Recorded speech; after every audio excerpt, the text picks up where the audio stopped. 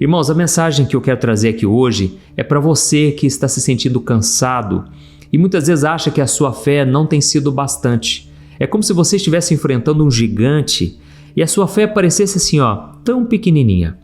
Olha, eu vou trazer um ponto de vista aqui hoje que você nunca ouviu falar, eu acho. Eu acredito muito que essa mensagem aqui vai abrir a sua visão sobre como funciona o mundo espiritual. Como que as coisas funcionam? A partir do momento que você ora, a partir do momento que você entrega nas mãos de Deus, será que Deus, Ele realmente vai responder da maneira que você esperava? Irmãos, deixa eu trazer aqui uma breve ilustração. Vamos imaginar que você plantou uma sementinha na terra. Aí no dia seguinte você volta lá, não apareceu nada. Aí você volta em 2 dias, depois de uma semana e não aconteceu nada.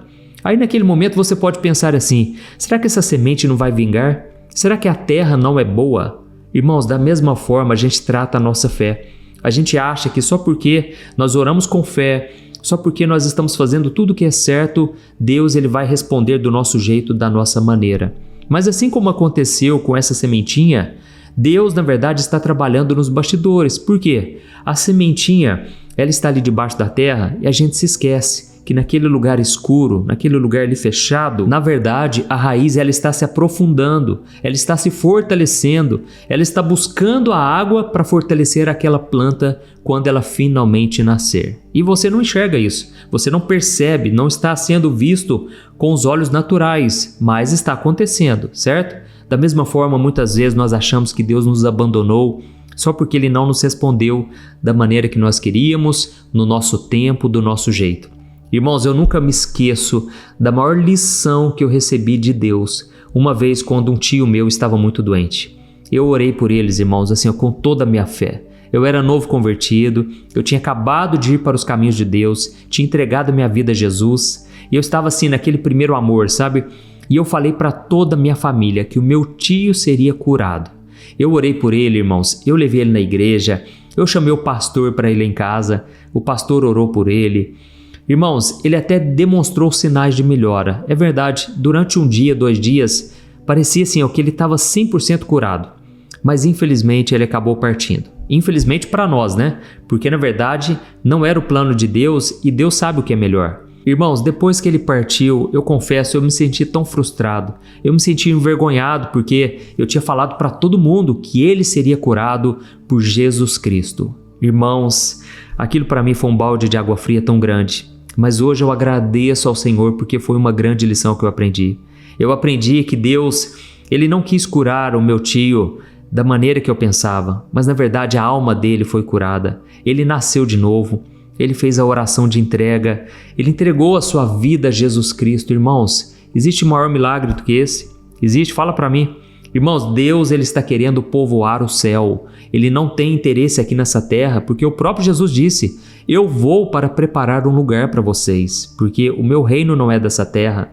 Esse mundo, irmãos, ele está contaminado pelo pecado. E a Bíblia diz que vai surgir um novo céu, uma nova terra. E não vai haver mais o pecado, a dor, a tristeza, o sofrimento, a saudade. Não vai ter nada disso mais. Então, irmãos, muitas vezes, sabe o que eu percebo? Nós cristãos, nós perdemos a noção daquilo que nos aguarda lá na frente. A gente perdeu a fé, a esperança na ressurreição, sabe? A gente tem que voltar a sonhar, irmãos, com as coisas eternas, com aquilo que Deus realmente valoriza e prioriza. Eu sei que Deus, Ele tem o melhor para nós nessa terra, porque a Bíblia diz isso. Lá em Isaías capítulo 1 diz que se nós quisermos e ouvirmos ao Senhor, nós comeremos o melhor dessa terra. Então, Deus tem o melhor para nós aqui nessa terra, mas o nosso coração tem que estar nas coisas do alto, amém? O nosso pensamento, a nossa atitude, a nossa motivação tem que estar sempre voltado para aquilo que é eterno.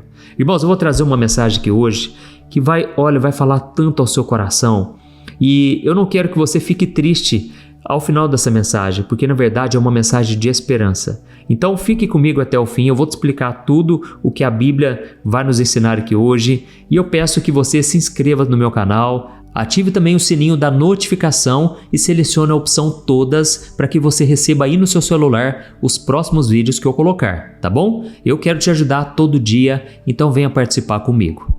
Irmãos, hoje eu quero tocar aqui num assunto muito delicado. Eu sei que é um daqueles assuntos que a gente evita conversar com as pessoas, a gente não toca nesse assunto porque realmente é desconfortável. A verdade é que a gente aprendeu uma matemática da fé que não funciona muito bem na vida real. A gente ouve falar que se nós tivermos fé, nós vamos mover montanhas. Se nós formos fiéis a Deus, Ele vai nos livrar de todo o mal. Mas aí, irmãos, a gente sabe que nesta vida tudo pode mudar, nada está debaixo do nosso controle. Aí de repente chega uma doença, ou então vem uma frustração, vem uma tristeza, ou a resposta não vem. E aí a gente se pergunta, onde foi que eu errei, não é verdade? E se eu te falar que o fato de não ter vindo uma cura, um milagre, aquilo que você tanto pediu, na verdade pode ser um propósito de Deus que é muito maior do que você imagina.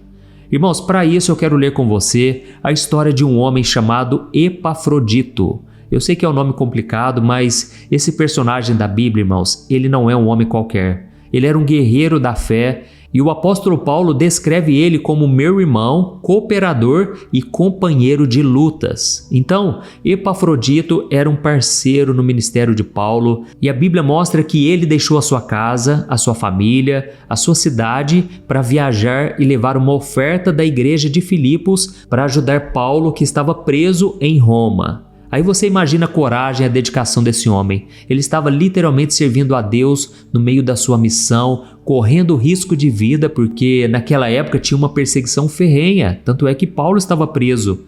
E sabe o que aconteceu com ele? Será que ele foi abençoado com saúde, com prosperidade, por ser um homem tão fiel? Irmãos, não foi assim que aconteceu. A Bíblia diz que ele ficou doente. E não foi uma gripezinha não, ele ficou à beira da morte. Agora pensa comigo numa coisa, Paulo era o apóstolo que Deus estava usando para curar enfermos, ele chegou até a ressuscitar mortos, irmãos. Teve um rapaz que estava ouvindo a sua pregação, sentado numa janela, e ele caiu da janela lá embaixo. Quando ele caiu, ele morreu na hora. Paulo então chegou lá, orou por ele e ele ressuscitou. Irmãos, pensa comigo numa coisa, Paulo que estava ali, do lado do seu amigo, com certeza orou por ele e de repente esse homem aqui quase morreu por causa da sua doença. É claro que a gente pensaria assim, esse homem foi curado na hora, porque o poder de Deus estava ali na vida de Paulo. Mas irmãos, olha só o que está escrito em Filipenses capítulo 2, o versículo 27. Olha o que Paulo disse. De fato, ele esteve doente à beira da morte, mas Deus teve misericórdia dele e também de mim, para que eu não tivesse tristeza sobre tristeza. Olha isso aqui, irmãos. Eu não sei se você reparou, mas Paulo, ele não falou assim, a nossa fé curou esse homem. Ele também não disse isso aqui, nós repreendemos a doença e a doença saiu na mesma hora. Mas Paulo simplesmente falou, Deus teve misericórdia dele e ponto final. Ou seja, foi um ato da pura e soberana misericórdia de Deus que aquele homem sobreviveu. A doença foi real, o risco de morte foi real e a sobrevivência daquele homem foi um presente da graça de Deus, não foi resultado da fé daqueles homens. Isso aqui, irmãos, derruba aquela teologia de barganha, sabe? Aquela ideia de que a nossa fidelidade obriga Deus a agir da forma que a gente quer. Irmãos, Epafrodito era um homem fiel, ele estava no centro da vontade de Deus e mesmo assim ele ficou tão doente que ele quase morreu. E aí a gente se questiona, por que isso aconteceu? Irmãos, a verdade é porque muitas vezes Deus, para tratar com a nossa alma, Ele usa um leito de enfermidade, Ele usa uma decepção com alguém, Ele usa uma perda financeira, Ele usa qualquer coisa que for necessário, irmãos, para tratar conosco. Não quer dizer que tem algo de errado com a gente, mas quer dizer que Deus quer nos refinar, assim como o ouro é refinado no fogo, entende? E Deus permite sim, irmãos, Deus é Deus, quem somos nós para questionar Ele? Deus permite a dor no corpo para curar o orgulho, a impaciência, aquela autossuficiência, sabe? Tem pessoas, irmãos, que não se dobram, tem pessoas que não reconhecem que elas precisam realmente de Deus. É claro que elas podem até orar, mas aquilo é da boca para fora. E é somente no deserto, é somente na provação que a pessoa começa a realmente entender que ela não tem o controle da sua própria vida. E talvez você esteja se perguntando, mas pastor, eu confesso que eu acho isso aqui muito confuso, porque um homem de Deus, um profeta que fazia milagres, se ele morrer doente, isso não anula o poder de Deus? Irmãos, pelo contrário, isso na verdade mostra que Deus é soberano. E eu quero te provar isso agora, mostrando um outro caso ainda mais chocante. E você vai ficar impressionado de ver como Deus está no controle de tudo. A história é sobre o profeta Eliseu. Lembra dele? Eliseu, ele foi o sucessor do profeta Elias, um homem que recebeu a porção dobrada do espírito dele. Só para você ter noção, Eliseu abriu o rio Jordão com a capa dele, ele purificou as águas de uma cidade, ele multiplicou o azeite de uma viúva, ele ressuscitou o filho de uma mulher sunamita e ele curou Naamã, que era um general da Síria que tinha lepra. Eu acredito que você já deve ter ouvido o testemunho dele. Naamã mergulhou 7 vezes no rio Jordão e a sua pele, que era toda assim, cheia de feridas abertas, se tornou como a pele de um bebê. Tudo porque Eliseu foi usado por Deus dando a instrução. Se ele mergulhasse 7 vezes, seria completamente curado. Então, irmãos, o currículo de milagres de Eliseu é impressionante. Ele era um canal direto do poder de Deus aqui na terra.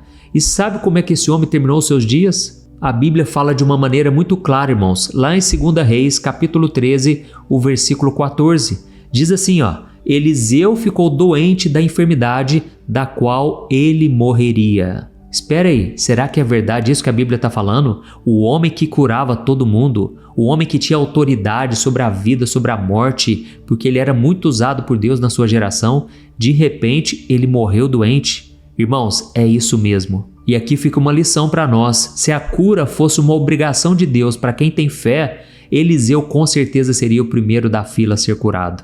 Irmãos, mas não foi isso que aconteceu. Mas será que no fim da vida desse homem, a fé dele se esmoreceu? A fé dele acabou? É claro que não, irmãos. A questão é que a enfermidade, na verdade, ela fortaleceu a fé daquele homem. Irmãos, tudo depende do nosso ponto de vista. Tudo depende da maneira da gente enxergar as coisas que acontecem com a gente. Eu não sei por que eu estou trazendo essa palavra hoje, mas foi algo que Deus colocou no meu coração. Eu sei que muitos de vocês têm parentes que estão enfermos. Eu não estou aqui dizendo que Deus não vai curar. Na verdade, nós vamos orar daqui a pouco, tá bom? Eu creio que Deus pode sim fazer um milagre sobrenatural e o que depender de nós, nós devemos crer até o último minuto, até o último momento. Eu já vi vários testemunhos, irmãos, de Deus assim, revertendo quadros, de Deus ressuscitando aquilo que já estava morto e trazendo de volta aquela esperança. Então, Deus pode fazer qualquer coisa, mas o que eu quero te mostrar nessa mensagem aqui é que até mesmo homens e mulheres de Deus, eles passam por provações, por dificuldades. E a prova de que a doença de Eliseu não foi um sinal de abandono ou até mesmo a falta de poder está no que acontece depois da morte dele. É uma das cenas mais incríveis da Bíblia, irmãos. Lá no livro de 2 Reis, capítulo 13, o versículo 21, diz que alguns homens estavam enterrando um defunto e de repente eles viram um bando de inimigos se aproximando. E na pressa eles jogaram o corpo daquele homem morto na primeira sepultura que eles viram, que por acaso era a sepultura de Eliseu. E no mesmo momento em que o corpo do defunto tocou os ossos do profeta, aquele homem ressuscitou e se levantou. Olha que coisa tremenda, irmãos, que coisa maravilhosa. Pensa comigo numa coisa aqui. A doença levou o corpo de Eliseu, certo? Mas ela não conseguiu tocar na unção que estava sobre a vida dele. Então a enfermidade foi o modo que Deus usou para levar ele para a glória. Mas aquilo não invalidou o propósito dele aqui na terra. Mesmo morto, ele era um canal de bênção, ele era um canal de vida. E Deus estava mostrando que o poder dele é tão grande que ele ultrapassa a barreira da morte, da doença e até mesmo da nossa lógica. Irmãos, eu acredito que quando um cristão, quando alguém que nasceu de novo, essa pessoa morre, ela parte dessa terra, ela continua sendo usada pelo Senhor. A Bíblia diz que muitos, mesmo já mortos, eles continuam falando. E o que a Bíblia quer dizer com isso, irmãos? Que o testemunho continua vivo. Deus continua usando esses exemplos de homens e mulheres do passado. Até mesmo você que tem um parente que já foi embora, talvez uma mulher de oração, talvez a sua mãe, o seu pai, eram pessoas de Deus. O testemunho deles continua falando para nós hoje. Amém? Não fique pensando que a morte é o fim. Irmãos, a morte na verdade é o começo de algo grande e poderoso que Deus está fazendo na eternidade. E um dia nós vamos reconhecer isso com total clareza. Nós vamos ver que realmente esse corpo nos prendia, esse corpo nos limitava. Mas quando tivermos o nosso corpo glorificado, quando estivermos com Jesus para todo sempre, irmãos, toda lágrima será enxugada, Deus vai trazer uma alegria eterna sobre nós. Amém? Então, eu poderia citar exemplos de homens e mulheres da Bíblia aqui que passaram por grandes aflições, mesmo sendo fiéis. Isso pode acontecer com qualquer pessoa. E eu até me lembrei aqui agora de um outro exemplo em que o apóstolo Paulo viveu na prática o fato dele orar pelas pessoas e muitas vezes Deus não curar. Isso pode acontecer também, entendeu, irmãos? Tem uma passagem lá no livro de Timóteo em que ele fala algo muito interessante. Ele diz assim para Timóteo: eu deixei um homem chamado Trófimo e ele está doente em Mileto. Irmãos, aqui a Bíblia não fala se Paulo orou por ele ou não. A Bíblia só diz uma coisa: a doença aconteceu e a vida seguiu. Esse homem permaneceu doente. E aí fica essa questão que muitas vezes a gente sofre por falta de conhecimento, por não entender o trabalhar de Deus, a maneira como Deus age. A gente se frustra, não é verdade? Mas eu estou aqui para te dizer hoje, Deus não se esqueceu de você. Talvez você está ouvindo essa mensagem aqui no leito de hospital. Talvez você se sente abandonado, você acha que pelo fato de você ter orado, jejuado, ter servido na igreja há tantos anos, isso faz com que você tenha que ficar livre das aflições desse mundo. Mas irmãos, o próprio Cristo passou por tantas coisas, não é verdade? E muitas vezes a gente acha assim, o meu problema é o maior de todos. Não, irmãos, Jesus enfrentou coisas terríveis, mas ele perseverou e ele mesmo disse para nós: tenham bom ânimo, porque eu venci o mundo por vocês. Glória a Deus! Entendeu a mensagem de hoje? Então, eu quero muito que você escreva aqui no comentário: Deus falou comigo hoje, eu precisava dessa palavra. Aleluia! Então nós vamos orar agora, nós vamos crer no milagre, nós vamos principalmente entregar nas mãos de Deus o nosso futuro, a nossa vida, a vida daqueles que a gente ama. E no final da oração eu peço para que você compartilhe com seus amigos, familiares. Vamos compartilhar, irmãos, porque tem muita gente precisando de uma palavra como essa, tá certo? Vamos orar então, feche os seus olhos. Eu quero começar agora esta oração, mas ore também de todo o seu coração. Aleluia. Senhor meu Deus e meu Pai, nós queremos te agradecer por mais um dia, queremos te agradecer pela tua palavra, Senhor. Obrigado, meu Deus, por ter nos alimentado, por ter trazido respostas de oração, aleluia. Pai, eu creio que o Senhor respondeu muita gente aqui hoje, o Senhor abriu a mentalidade, a nossa visão e principalmente o nosso entendimento. Pai, obrigado, meu Deus, porque muitas vezes o Senhor fala, não aquilo que a gente quer ouvir, mas aquilo que a gente precisa ouvir, para aumentarmos a nossa fé, para amadurecermos na fé. Oh, meu Deus, eu coloco diante de Ti a vida deste homem e desta mulher. Essas pessoas, Pai, que muitas vezes se sentem como uma terra seca.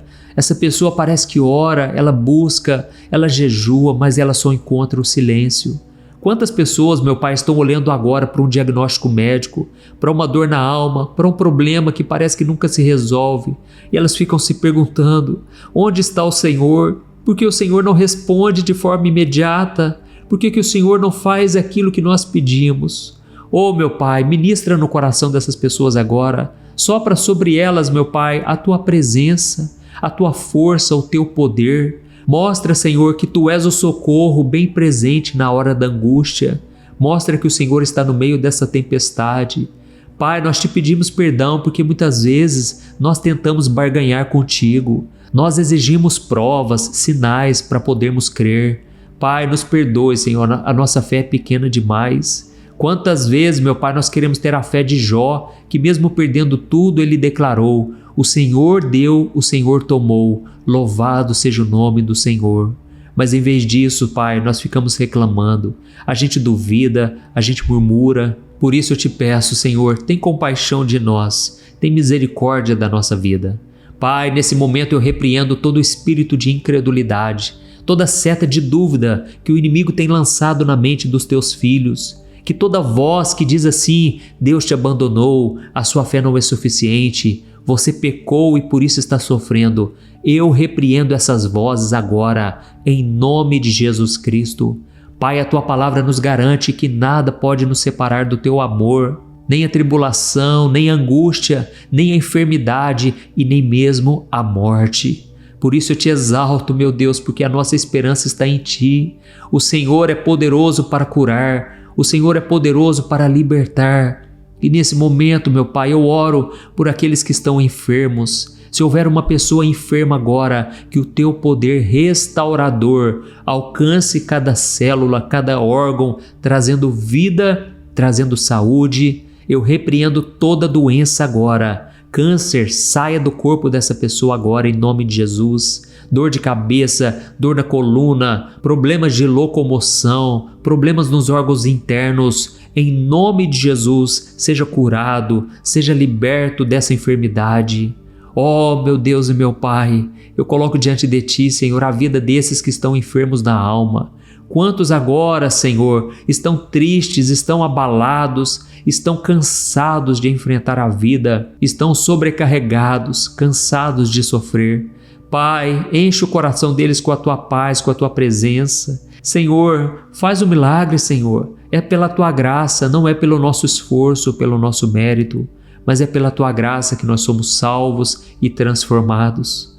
Oh, meu querido irmão, minha querida irmã, se você pela primeira vez deseja realmente entregar o seu coração a Jesus, você reconhece que Ele é o teu Salvador e você quer estar com Ele por toda a eternidade, e você já se arrependeu dos seus pecados, então faça essa oração comigo.